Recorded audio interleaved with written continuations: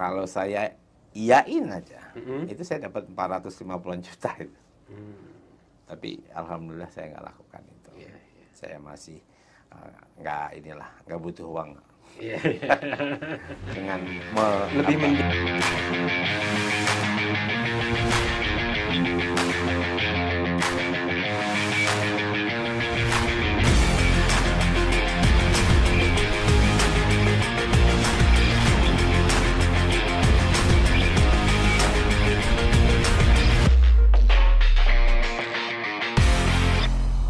Apa kabar Sobat Properti? Berjumpa lagi dalam Podcast. Bersama saya ada Pak Joko Suranto. Sehat Pak? Sehat alhamdulillah. Semoga sehat juga. Semoga sehat Harus semuanya. sehat Pak ya? Biar bisa kemana-mana. Kayak Pak JS nih, saya memanggilnya Pak JS. Karena emang ya saya sempat browsing di sosmed di ini. Kalau dipakai baju kantor beliau, Buana Castiti Pak ya? Buana Castiti. Buana Castiti selalu ada inisial JS. Iya, JS. Ya. Kalau di ini ST kan Sinteyong, ya, ini JS Joko Suranto. Pak, Bapak dikenal, saya pribadi lah mengenal Bapak tuh dengan Crazy Rich nih Pak. Tiba-tiba muncul nama Pak JS. Wah, akhirnya ternyata pengusaha properti dari Solo berbisnis di Bandung. Ya. Tapi saya ingin tarik ke belakang nih Pak. Sebelumnya di Solo tuh tepatnya di mana sih Pak? Di Jawa Tengah nih di mana Pak kamu? Oke, makasih nih. Kalau saya terlahir di Gerobokan. Gerobokan itu ya 40 kilo dari Solo. 40 kilo ya. Terus saya terlahir di sana sampai SD. Kemudian dari SMP sudah ke Boyolali, udah ke Solo, SMA sudah di Solo, kuliah juga udah di Solo. Jadi memang kalau pengetahuan saya tentang Gerobokan sedikit relatif terbatas, tapi kalau di Solo saya ya paham banget Pak ya. Tidak mengaku, tapi saya merasanya karena tumbuh besarnya di Solo. Nah, dari 3 fase itu Pak, SMP, SMA, kuliah ke Solo itu emang ikut keluarga, emang ingin gue harus keluar dari kampung gue lah. Kebanyakan anak muda seperti itu nih Pak. Ya, saya terlahir dari keluarga yang sederhana. Jadi ketika sekolah SMP pun itu sudah, kalau orang Jawa ngenger. Ngenger itu menumpang untuk bisa bersekolah. Pada keluarga, pada family seperti itu. Di SMP-nya di keluarga yang mengelola pesantren, terus SMA-nya pun juga seperti itu. Jadi memang orang tua saya concern dengan pendidikan itu, terlepas dari keterbatasan yang ada, kami semua anak-anaknya juga tetap fight untuk bisa menjalani, untuk bisa mengikuti pendidikan. Ada fase yang masih diingat Pak, antara ya dari anak-anak ke remaja ke dewasa tuh Pak. Ya, terkait ngengernya itu Pak. Soalnya saya lihat ya, kalau istilah anak sekarang nih Pak, gue perlu support sistem, ada keluarga ini, nah kita beda nih Pak, angkatan Bapak nih. Gimana Pak? Ya kalau kita memang terbentuk oleh perjalanan hidup, keterbatasan itu tidak menghalangi kita sendiri punya keinginan, punya kemauan keras untuk punya cita-cita. Kalau satu hal yang saya ingat masa kecil itu SMP, itu di mana waktu saya itu kelas 2 di suatu upacara di mana biasanya pembinanya kan kepala sekolah begitu ya. Iya. Tiba-tiba nggak hadir, digantikan sama wakil kepala sekolah, namanya masih ingat betul, namanya Ibu Hajah Siti Munjayana. Dan saya ingat betul pernyataan sebagai pembina upacara itu adalah bahwa ud'uuni astajib lakum, berdoalah kepadaku, niscaya akan kabulkan. Tadi saya cerita kita dari keluarga yang relatif sederhana. Dari yang disampaikan itulah menjadi senjata buat saya, senjata keyakinan bahwa saya bisa menjadi orang baik ataupun menjadi orang yang bisa merealisasikan cita-cita saya. Disitulah saya punya energi positif, punya keyakinan untuk melawan apapun, menerima tantangan apapun, dan menjalani dengan segala kondisi keterbatasan itu untuk bisa mencapai apa yang harus kita selesaikan. Ya, ya, ya. Nah, justru kan saat SMP, SMA ya nggak tinggal dengan keluarga inti lah, ikut dengan family, dengan om tante. Nah, apa yang Bapak lakukan, Pak? Ya, tanda kutip ya, namanya numpang kan, Pak? Ya, menjalani sepertinya namanya penumpang, tahu diri lah. Oh, tahu diri itu ya. Bisa menempatkan diri lah. Ya, ya, ya. Kalau makan juga bukan orang prioritas kan begitu. Ya, ya, ya. Dan sebagainya. Harus bisa melakukan sesuatu, membersihkan sesuatu ataupun apapun yang punya nilai kerja. Gitu. Nah, kuliah nih, di UNS ngambil jurusan apa dulu nih, Pak? Fakultas Hukum. Fakultas Hukum. Ya. Relate-nya ke bisnis gimana nih, Pak? Ya, begini. Dengan keterbatasan itu ketika saya SMA aja sudah belajar berdagang. Gitu. Ya. Ketika di kuliah pun saya juga melakukan aktivitas usaha. Ya. Apapun kegiatan yang menghasilkan saya lakukan. Oke. Bisa contohnya, Pak? Ngelola parkir. Ngelola parkir di kampus. Iya. Jadi kalau saya ketika masa kuliah itu, kalau pas kuliah itu kadang-kadang sering bolos ya karena punya aktivitas. Tapi kalau pas libur itu malah sering ada di kampus. Kenapa? Di situ banyak event. Banyak event. Ada pertunjukan musik atau hal-hal yang lain. Saya dua posisi. Kalau nggak jadi keamanan ya jadi ketua. Pokoknya kalau keamanan itu kan ngelola parkir. Ngelola parkir. Kita juga ada momen di mana kita harus jualan koran dan sebagainya. Kita harus ngelola pegadaian, biasa-biasa. Ngelola pegadaian. Jadi apanya nih, Pak? Jadi gini, kalau kawan kita reseller mungkin nggak? Iya. Istilah dulu tuh belum ada, Pak. Belum ada ya. Jadi, calo kali, Pak ya. Jadi kalau teman kita butuh uang tuh kan, ya kalau dulu kan saya dipanggil Joy gitu, ada yang panggil Jet gitu ya.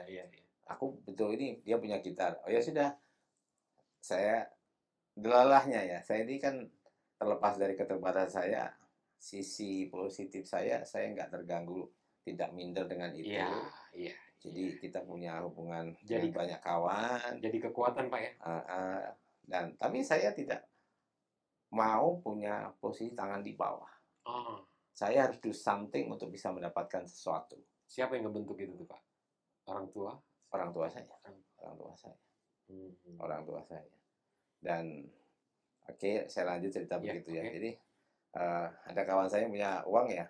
Ini misalkan tadi gitar dapat 50.000, ya saya kasihkan kepada kawan. Kawan saya ngasih aja gitu. Saya nggak membuat tarif itu nggak.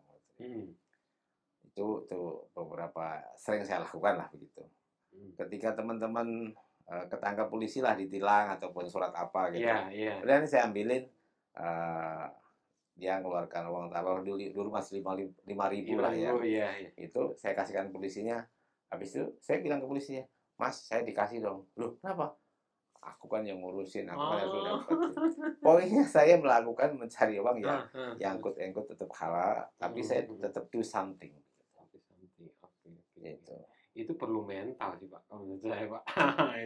Dan naluri juga. Nah, dua hal ini kebentuk karena keadaan, Pak, tanpa sadar ya. Tanpa keadaan, dan memang saya saya harus mandiri. Saya harus ya menjadi sosok sesuatu lah, something. Tadi punya keyakinan, ketauhidan dari doa itu. Jadi ya, saya lihat ya sentuhan agama ini sangat kuat juga, Pak. Alhamdulillah. Memang dari ibu atau lingkungan keluarga besar? Ya, lingkungan keluarga besar. Dari orang tua.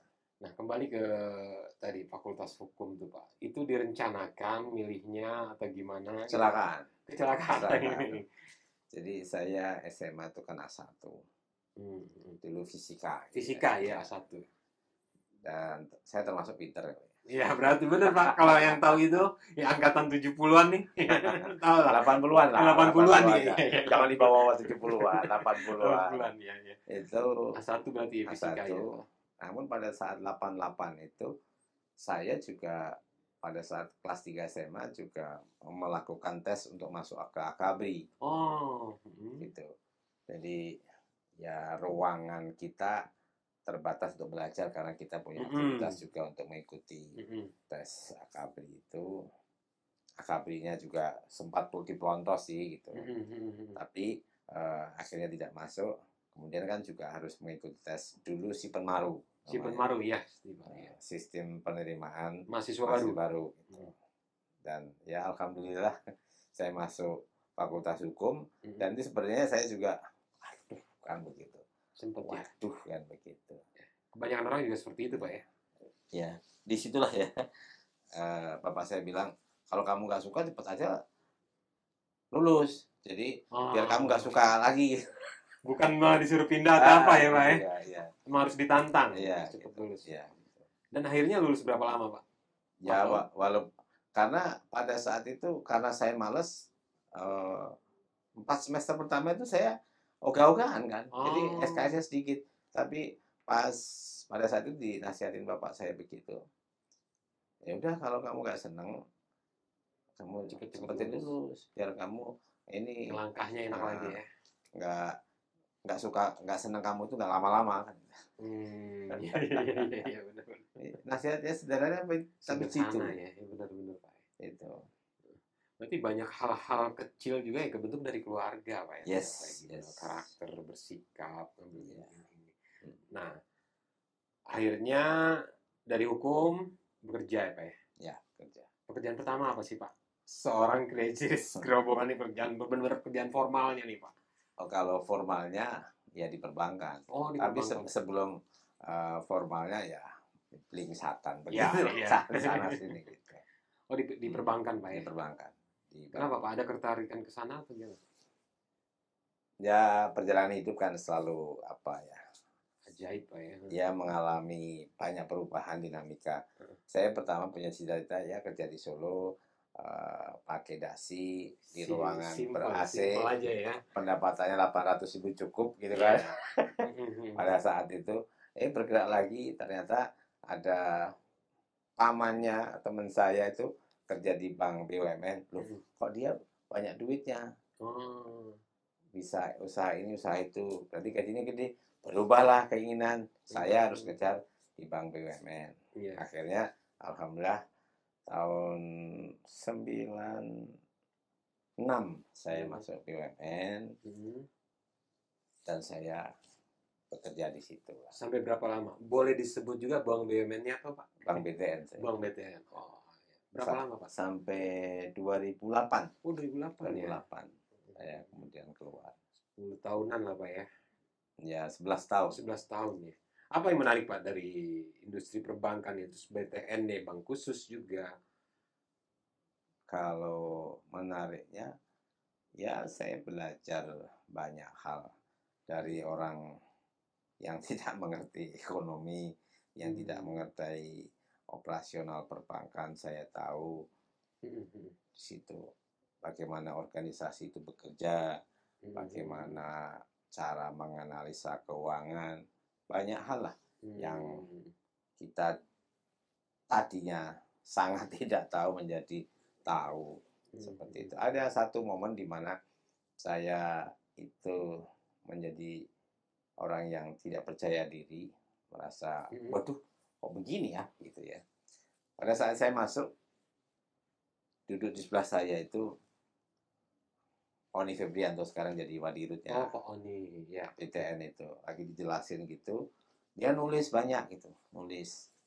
Saya nanya, kamu nulis apa On? Nah itu yang dijelasin. Nah yang saya dijelasin saya nggak tahu gimana saya mau nulis. Bayangin betapa saya unkompetitif kan gitu. Iya. Ya tapi satu hal, ketika ada halangan atau hambatan, ini harus kita lakukan, ambil itu sebagai tantangan. Iya. Pada saat selesai pendidikan saya aslinya juga nggak jelek-jelek amat. Salah satu indikator nggak jelek amat adalah ketika nilainya bagus, kualitas kita bagus, itu ditempatkannya tuh di cabang utama atau di kota besar. Paling gampang tuh Pak ya. Iya, makanya itu saya ditaruhnya di kota Bandung karena cabang utama di Jawa Barat.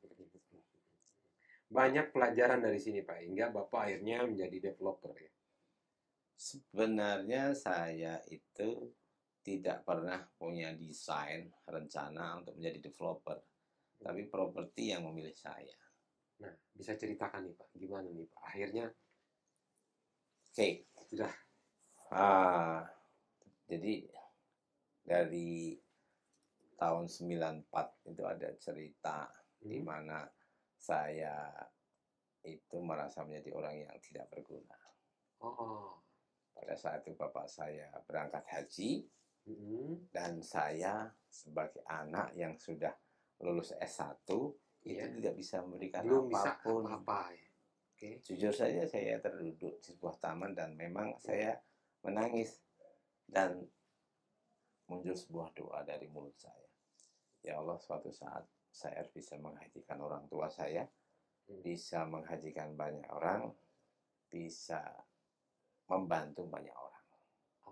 Jadi disitulah kondisi kalau di balik setback, sebuah doa yang sangat besar buat saya. Wong saat itu kerja juga nggak tahu, pendapatan nggak tahu, tapi doanya menghajikan banyak orang, bisa memberi banyak orang. Tapi itulah yang membuat mental saya untuk tidak gampang meminta. Posisi lagi nganggur. Habis lulus bener itu, nganggur. Ngerasa nggak bermanfaat buat keluarga lah, nggak perlu orang lain. Iya. Oke. Bapak anak pertama atau laki keempat? Jadi disitulah. Nah, dari situ ketika saya sudah masuk perbankan, kita tahu lah gaji pertama berapa sih pada saat itu. Gaji pertama pada saat pendidikan itu dapat 600, kemudian pada saat capek 900, kemudian naik 1.200.000, kemudian 1 tahun kemudian baru 1.800.000. Hafal saya. Hafal ya. Dan justru ini Pak, saya potong lagi, maaf Pak, saya ingin memang ngorek. Jadi Bapak kesulitan, kekurangan itu yang kita ingat Pak ya, bukan kesuksesan kali ya. Proses-proses susah yang justru Bapak nih tahu banget ya. Bukan kesenangan yang diingat ya. Ya itu sehingga kita bisa sampai tahu gaji dulu segini. Mengelola diri kan, tahu diri paling bersyukur kan. Iya. Oke, lanjut Pak. Oke. Di titik itu saya mengelola keuangan dengan ketat ya. Ketatnya begini, karena naweh itu saya harus sudah bisa membantu. Meskipun 900, 1.200.000 itu sepertiga itu buat membantu keluarga, sepertiga itu buat hidup, sepertiga orang tua itu harus saya tabung begitu. Kan nggak cukup. Matematikanya juga nggak cukup. Makanya saya usaha. Nah, usaha saya itu dari jualan taplak meja, celana jeans di Bandung. Ketika sambil kerja di Bandung, ketika kerja di bank, hari Sabtu bawa sampel dari Pasar Baru ke Tanah Abang, Tanah Abang ke Pasar Baru, kadang juga dari Pekalongan saya bawa ke Bandung. Mobilan, motoran atau? Waktu itu saya belum punya mobil, belum punya motor juga. Ini kendaraan umum ya Pak? Kendaraan umum. Gitu. Itu jual. Kalau sekarang ya bisnis sebenarnya gampang ya. Di online bisa Pak ya, sambil jual celana jeans gitu kan di sela-sela kerja ya. Tapi Bapak melakukan ini konvensional secara konvensional. Nah itu berjalan Pak. Berjalan. Jadi kalau kita ingat ya saat itu, tadi saya gajinya 2 juta dari usaha yang remeh gitu. Itu sebulan tuh 4 juta, 6 juta. Bayangin, itu kita kerjakan hanya 1 minggu. Ibaratnya 8 hari kerja, tapi bisa mendapatkan hasil yang lebih besar gitu. Kemudian kalau apalagi pas lebaran bisa lebih gede lagi dan sebagainya. Dari situ ya saya banyak hal yang kita lakukan, usahakan macam-macam. Iya benar, setuju Pak. Ada caranya juga macam-macam.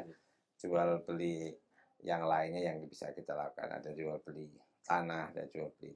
Kita lakukan semua. Apapun Pak ya.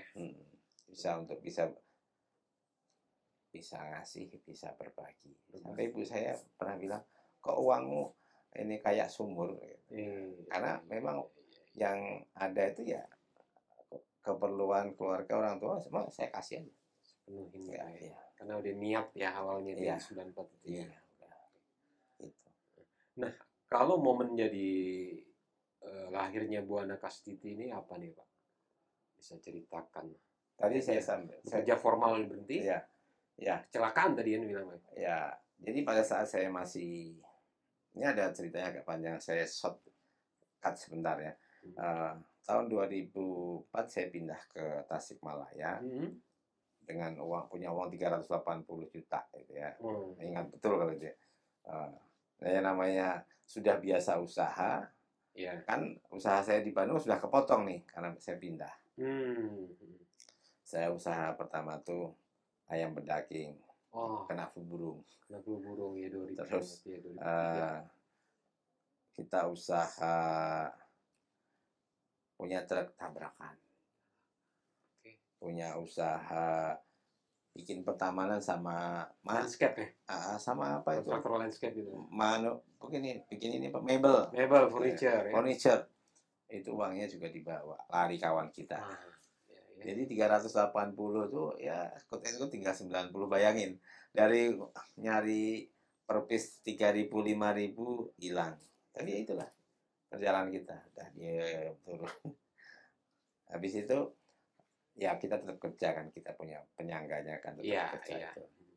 Nah, suatu saat ada satu momen di mana ada satu kawan itu bertanya sama saya, meminta kepada saya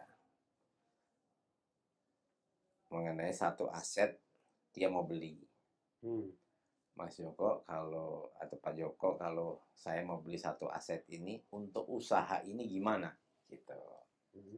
Jadi dia mau beli aset tapi dengan meminta pendapat profesional saya. Iya.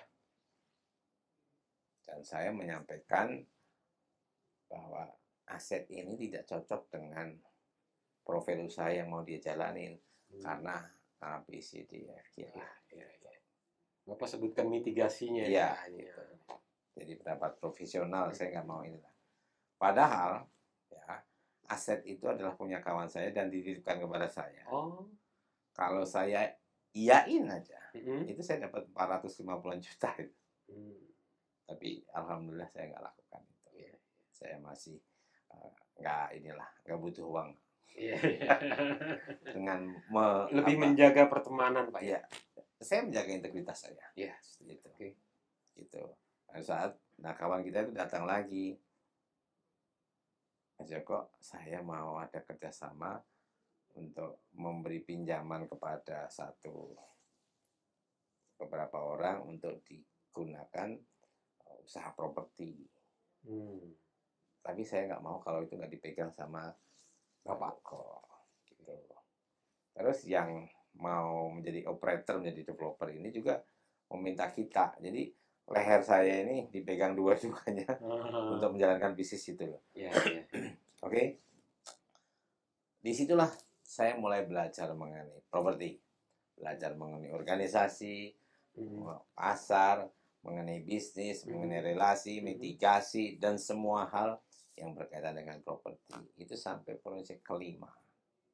5 proyek berarti Bapak ikut mereka ya? Atau gimana? Ikut menjaga itu. Ya, ikut seperti kayak jadi fund manager lah gitu. Jadi mengawasi, memastikan bisnisnya berjalan, memastikan kewajiban selesai, seperti itu. Nah, ada satu momen, walaupun ini berulang, gitu ya, adalah ketika saya walaupun sebagai pengawas, sebagai pengelola, tapi kan saya tidak punya kewenangan. Iya, tetap orang luar nih Pak ya, tanda kutip. Tetap orang luar. Itu adalah ketika melihat memang bisnisnya masih firm on the track, tapi kewajiban kan pemenuhannya kan gradual, terjadwal kan. Nah itu kan pengelolanya itu kan suka ambil dulu dan sebagainya. Itu kan buat saya itu hak mereka, tapi kan menyiksa. Iya. Gimana? Even saya juga mendapatkan bagian dari pengelolaan itu. Iya. As profesional kan. Tapi kan ada risiko kan. Iya. Begitu. Nah, walaupun kecil resiko ada Pak ya. Iya, gitu. Akhirnya suatu saat ya kalau saya juga pusing juga ikut, tapi saya juga yang ngelola, yang mengawasi, yang memastikan bisnis itu kenapa nggak saya lakukan sendiri? Itu di tahun berapa, Pak? Tahun 2008. 2008. Setelah Jadi 4 tahunan ya? ya setelah ya 4 tahunan. Nah pada saat itulah saya tahun 2007 kebetulan haji dan saya istikharah di sana. Oh, haji istikharah. Kenapa, Pak? Kenapa nih, Pak? Ya karena saya harus memilih. Ah, Jadi bukan saya keluar untuk berbisnis, tapi harus saya memilih bioprofesional atau saya menjadi entrepreneur. Ambil berdiri posisi. di kaki sendiri lebih enak, Iya. Pak ya? Walaupun Iya. masih kaki satu nih. Ya bukan lah ya. Artinya ini kan harus saya putuskan karena ya saya harus fokus lah. Seperti itu. Iya, iya. Doa saya yang pertama adalah di depan multazam. Ya Allah, kalau saya tidak lebih bermanfaat dalam hidup, saya ikhlas dimatikan saat ini juga. Di sana? Di sana, ya. Kenapa, Pak, alasan Bapak itu? Ya, kalau hidup ini nggak ada kebaikan, buat apa juga. Gitu. Nah, sampai hari ke-5, saya baru doa lagi. Kan pertama jebret, saya udah mintakan berarti. Iya. 1, 2, 3. Berarti kan sampai hari keempat kan saya nggak mati. Oh berarti saya boleh doa. Berarti bangun tidur habis sana pas mau subuhan masih hidup gua. Masih hidup. Iya, gitu. Menarik ini. Nah, hari kelima ini saya doa kembali. Ya Allah, kalau untuk lebih bermanfaat saya dengan keluar dari bank, maka lapangkanlah dan bantu saya segera punya rumah di Bandung. Gitu. Waktu itu 2007 haji itu kan Desember. Yep. Pulang berarti Januari, nyebrang tahun.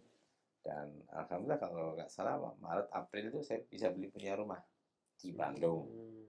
Berarti saya sudah dijawab nih doanya, istikharahnya. Saya Juni saya keluar dari BTN. Udah keluar saja begitu.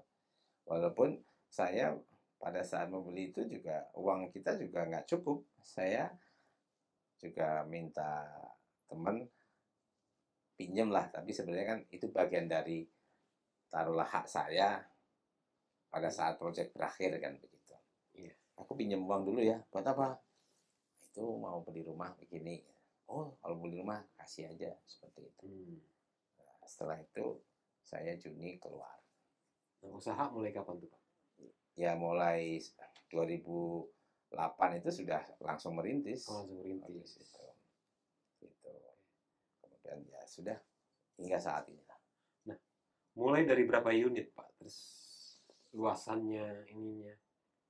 Saya sudah mulai, kalau yang di Bandung tuh kalau nggak salah sekitar ya 82 unit. 82 unit. Oke. Nah, jumlah pegawai dari dulu berapa dan sekarang berapa nih, Pak? Ini penting nih. Kalau di awal itu ya sekitar 12-an. 12. Sekarang sudah berapa? 280. 280. Saya menganalogikannya ya kali 2 aja ya. Suami istri belum ada anak tuh, Pak. Udah 600-an lah ini. Ya, alhamdulillah. Nah, Pak, ya saya lihat ya tadi obrolannya nggak berasa setengah jaman nih. Oh ya. Saya menarik lihat Bapak ya. Berdoa tuh yang nggak nanggung sih, Pak emang. Terus niatnya ya. Iya. Dari Allah yang minta manfaat, Pak ya. Iya. Makanya ya nggak heran ya Bapak ngecor jalan, jadi nggak ada motif terselubung atau apa gitu maksudnya. Enggak. Oh, biasa kan, ini mau jadi ini nih, camat, ini mau jadi ini, biasa gitu Pak. Nah itu ada pro kontranya nggak sih Pak yang Bapak dengar ya, namanya di sosmed kan netizen, wah ini orang paling lagi ini nih. Ya mau jadi presiden lah sebenarnya. Ya, jadi presiden. Ya kalau saya ada hal yang harus kita pahami, kita adalah sebuah perbuatan atau kondisi yang sangat tidak mungkin kalau kita bisa membuat semua orang senang sama kita. Setuju. Tapi hal yang paling mudah adalah bagaimana kita tidak bermasalah dengan orang lain. Iya. Sederhana itu. Kalau saya melakukan pengecoran jalan itu bagian dari ya sedekah jariyah yang sudah kita jalankan. Kan itu dari 2021 ya? Iya, 2021. Menarik itu orang lagi rame COVID, Bapak tiba-tiba ngasih angle berbeda tuh. Ih, menarik juga. Orang jadi nggak bicarain COVID tuh, Pak. Padahal saya 2014 tuh sudah bangun Nah, itu yang orang lupa ya, Pak. bangun jalan di Bandung, Iya. di Kabupaten Bandung, bangun Masjid jalan, juga ya, Pak. ya bangun jalan di Subang. Kalau masjid, ya alhamdulillah sudah banyak. Nah, Pada saat dahulu sebelum dicor semuanya dia, itu kita tuh setiap Ramadan atau mendekati Lebaran itu pasti kita, karena dulu jalannya memang rusak habis, itu pasti kita kirim batu pasir untuk ditata, sehingga ketika Lebaran tuh orang enak jalan ya. bisa dilewati lah, walaupun tidak enak banget gitu ya. Nah, ini kebetulan rezeki lagi ada, cor deh sekalian. Atau gimana? Ya, pada saat kan kita sedekah ini kan memulainya kan dari 20.000, dari ratusan ribu, dari jutaan, dari jadi ratusan juta. Jadi kebaikan itu memang harus dilatih. Kebaikan itu harus dipaksakan. Begitu. Dan memang saya latih. Dan saya perjuangkan untuk tidak tergoda. Karena godaan salah satunya kan kalau ini nanti nggak ikhlas. Ya, saya punya keputusan nanti kalau mati juga akan ikhlas. Jadi yang hal-hal yang seperti itu kan memang pertarungannya ada. Seperti itu. Nah, kemudian kalau yang terjadi di Gerobokan itu juga sebenarnya kalau saya boleh cerita, beberapa kali saya sebenarnya minta ke bupati untuk dicor. Oh iya. Tapi Bapak tetap support lah dari sisi apanya gitu ya. Ya sebenarnya saya kita nggak enak lah, orang Jawa lah. Iya iya. Gitu. Terus saya udah minta 2 kali, saya nggak mungkin 3 kali. Iya. Gitu. Karena warga di sana itu kan teman masa kecil saya, saudaranya bapak orang tua saya. Ya sudah, saya juga pamitan kepada bupatinya. Insya Allah mengenai jalan ini mau saya bangun saja, jadi semoga menjadi manfaat bagi kita semuanya. Dijawabnya juga amin, masih ada buktinya. Selesai kan berarti nggak ada masalah, saya izinlah kepada iya. Selesai, kemudian sebelum Lebaran, dan itu dilakukannya mestinya itu bukan bulan itu, harusnya bulan Juni gitu loh. Karena harus pas musim panas gitu kan. Tapi tiba-tiba sebelum Lebaran itu tim saya ngajuin memo SPD itu. Mau kemana? Mau ke Titis, Pak. Ngapain? Itu, Pak. Katanya nanti kalau sudah bulan kemarau. Enggak, Pak, ini udah bisa. Ya sudah. Saya juga menyempatkan datang ke kampung itu, Pak. Saya juga pakai jalan kaki. Sebenarnya kan mau dikerjakan hanya satu kampung saja. Tapi saya lihat sana, loh, kok itu jelek? Ya sudah, kita tambahkan ya. Loh, itu kok jelek? Sana. Biasa begitu tuh, Pak. Nah, ya sudah, kita selesaikan semuanya. Saya pagi-pagi sampai jalan kaki sama istri saya, kan saya memang senang jalan kaki juga. Dah, diukur, selesai, dah, saya balik ke Bandung. Tim kita juga balik ke Bandung. 2 hari kemudian, pengajuannya sudah setuju, jalan. Barang udah ini dikirim semuanya, dan itu sudah mulai awal puasa. Katanya itulah mulai rame kan gitu. Iya. Jadi saya nggak ngerti kok saya ada di Bandung. Dan nggak woro-woro. Ya kalau orang kampung saya tahu lah.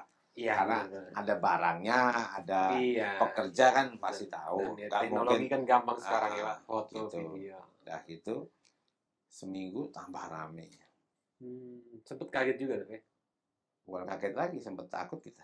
Malah takut ya. Jadi minggu kedua itu pertengahan Ramadan berarti ya? Awal minggu kedua itu istri saya mendapatkan tag di IG-nya mengenai project itu, mengenai itu. Ngomong sama dia, ini kok begini? Waduh, gitu kan. Karena pada saat itu lagi rame Crazy Rich yang bermasalah itu, ada siapa? Oh, barengan. Doni Salmanan. Iya, yang kriptoan itu ya. Nah, itu kan karena kita pengusaha juga, waduh, tak gimana ya kan. Media juga masuk. Iya, gimana ya kan. Itu seminggu saya itu ibaratnya di ruangan di kamar sama istri saya. Saya punya aktivitas sosial, aktivitas bisnis lah ya. Iya, itu nggak saya sampai nggak berani update ke ini sosial media saya. Kita kan selalu mengundang buka bersama dan sebagainya, sebagainya. Itu kita nggak berani update. Karena memang takut. Tapi ya alhamdulillah saya dikembalikan memorinya sama malaikat lah. Lu ngapain kok takut? Kan tagline-nya jangan takut berbuat baik. Kan? Akhirnya minggu ketiga bermanfaat. Minggu ketiga saya baru mulai mau untuk merespon, mau status sosial begitu. Tapi saya belum pernah ada wawancara. Saya mau wawancara itu adalah pasca saya pulang kampung. Lebaran tuh ya? Lebaran itu. Atau sebelum pulang kampung itu mereka bikin tulisan sendiri, saya nggak pernah ini. Saya bikin selamatan lah ya. Ya gitu. Di pas mau pulang dikabari itu, ini orang-orang pada nunggu. Waduh, saya bilang gitu. Itu ya sudah pulang lah. Bergulir gitu lah. Iya. Nah, sekarang nih Pak ya di pentas nasional nih. Yes. Jadi ketua umum REI, kesibukan semakin menjadi. Gimana Pak sekarang Pak? Jadi ketua REI ini? Ya pastinya ini ada konstelasi baru, ada ruangan baru yang harus saya kerjakan. Ada aktivitas tambahan yang harus saya kelola, ada tanggung jawab baru yang harus saya jaga. Otomatis saat ini ruang persesuaian, kalau orang main bola juga aklimatasi yang baru. Iya. Memang komposisinya baru. Ya memang agak ini juga. Karena kebetulan juga tiba-tiba anak saya nggak mau kuliah di Bandung, pengennya kuliah di Solo. Jadi tiba-tiba saya harus ada wilayah baru, Solo, Bandung, Jakarta ya. Itu juga ya, tapi bismillah. Saya melihatnya ini adalah tetap sebuah kebaikan. Insya Allah akan menjadi amal jariah. Dan saya juga yakinkan kepada keluarga, kepada tim bisnis kita di Buana Custody Group. Kalian pasti melihat saya keluar uang banyak, keluar waktu. Kemudian kurang juga waktu buat perusahaan. Tapi ingat, niatkan aja yang baik. Sesuatu yang kita keluarkan untuk kebaikan, untuk jariah, nanti diganti sama Allah. Nggak tahu caranya seperti apa. Tolong yakini itu, tolong doakan, tolong kalian yang jaga perusahaan juga tetap lakukan. Saya tetap juga tidak akan meninggalkan perusahaan. Kenapa saya juga mengatakan tidak akan meninggalkan perusahaan? Karena saya bisa sampai di sini itu karena ada amanah Buana Custody. Saya bisa sampai di sini itu saya yakin juga doa-doa karyawan kami. Saya sampai di sini ini juga karena performan Buana Custody. Kalau pengurus asosiasi sampai tidak punya proyek, apalagi proyeknya bermasalah, itu kan juga akan menjatuhkan, mereduksi kapasitas kita. Dan saya nggak mau itu. Alhamdulillah kami masih bisa menjalani dan mengelola dengan baik. Dan kita juga masih bertumbuh. Alhamdulillah. Nah Pak, untuk generasi muda nih Pak, saya tukang parkir pernah, terus kerja, terus nyari sampingan lagi buat tambahan. Teknologi belum seperti sekarang ini Pak. Salurannya banyak sekarang. Apa Pak? Ada sedikit tips atau motivasi Pak generasi muda nih Pak? Yang pertama adalah endapkan di pikiran, di hati. Kalian pengen apa? Pastinya pengen yang baik. Tanamkan dalam hati. Yakini, doakan di setiap waktu. Nah, kalau sudah punya target, punya tujuan, punya mimpi, 3 hal pokok lah dalam hidup. Kunci sukses saya itu bukan karena saya pintar atau apa. Yang pertama adalah berbaktilah kepada orang tua. Lakukan yang terbaik pada orang tua, yang terbaik dikasihkan Allah dalam hidup kita. Yang kedua, niatkanlah untuk bersedekah. berbuat baik buat sesama, beri manfaat buat sesama. Karena dengan kita memberi, maka janji Allah kita akan dikasih, dilipat gandakan bahkan. Yang ketiga, lakukan semuanya itu tadi dengan prasangka baik, niat baik, maksimal ya Pak, kepada siapapun, pada keluarga, orang tua. Karena permintaan orang tua kadang-kadang juga gak masuk akal, nyebelin dan sebagainya. Tapi abaikanlah, karena pada saat itu saya ya yang dikatakan kakak saya berbakti gitu. Itu masih ada banyak ruang kosong yang kita, ya Allah kenapa enggak saya banyak lakukan. Prasangka baik pada diri sendiri, pada orang tua, kepada siapapun di sekitar kita, bahkan harus berprasangka baik juga ketentuan Allah terhadap kita. Insya Allah mudah. 3 hal itu, apalagi kepada orang tua, ridhollah fi ridho waliden, selesai hidup kita. Nggak akan ada yang susah. Bahwa ada tantangan, ada ujian, karena apa? Ya ada. Karena semuanya akan lari menjadi penguat kapasitas kita. Bahkan kuncinya sekali lagi adalah setelah punya semuanya, ada pengundilan diri untuk tahu diri. Pengundilan diri. Pak, terakhir nih Pak, next yang dimasuk pentas nasional. Pikir nggak ya untuk balik kampung mau ngapain gitu Pak? Tapi sih ini buat next aja sih, tapi jangan kita habiskan di sini Pak. Ya. Balik kampung ngapain? Balik kampung ngapain nih? Tapi jawabin di next episode saya mau nih Pak. Biar kita ketemu lagi Pak. Oke, siap. Oke, terima kasih Pak. Sehat selalu. Sehat selalu. Tetap manfaat. Tetap manfaat. Lakukan segera. Oke. Salam jumpa sahabat properti dalam Ray Podcast.